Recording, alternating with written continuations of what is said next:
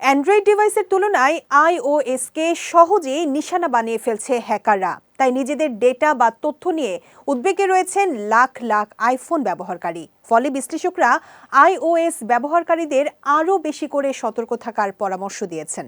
বিস্তারিত থাকছে সৈয়দ নওশাদের ডেস্ক রিপোর্টে।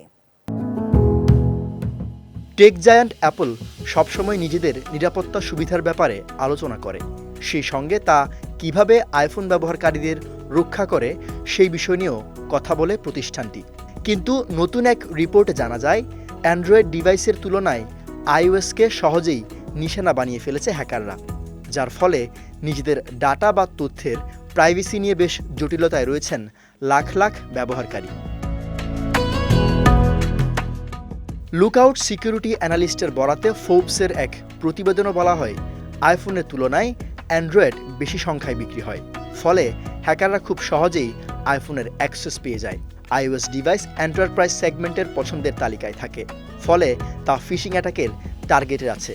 এমনকি Q3 2024 রিপোর্টেও বলা হয়েছে 18.4% Q3 2024-কে টার্গেট করা হচ্ছে, যেখানে মাত্র 11.4% অ্যান্ড্রয়েড ডিভাইস হ্যাকারদের নিশানার মুখে থাকে। এসব ডিভাইস হ্যাক করার কারণে পাসওয়ার্ড, ইউজার নেমের মতো ডাটা অতি ঝুঁকির মুখে থাকে।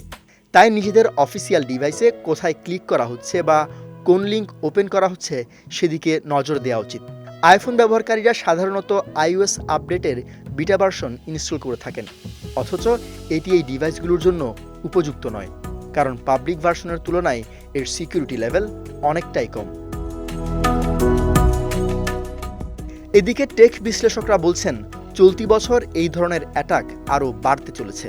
এর সবচেয়ে বড় কারণ হলো এআই বা কৃত্রিম বুদ্ধিমত্তা আবিষ্কার। অ্যান্ড্রয়েড এবং iOS ব্যবহারকারীদের এই বিষয়ে সতর্ক করেছেন বিশেষজ্ঞরা। সেই সঙ্গে এই অ্যাটাকের হাত থেকে বাঁচতে প্রতিরোধমূলক পদক্ষেপ গ্রহণ করার কথাও বলেছেন তারা। সৈয়দ নওশাদ, বিজয় টিভি নিউজ ডেস্ক।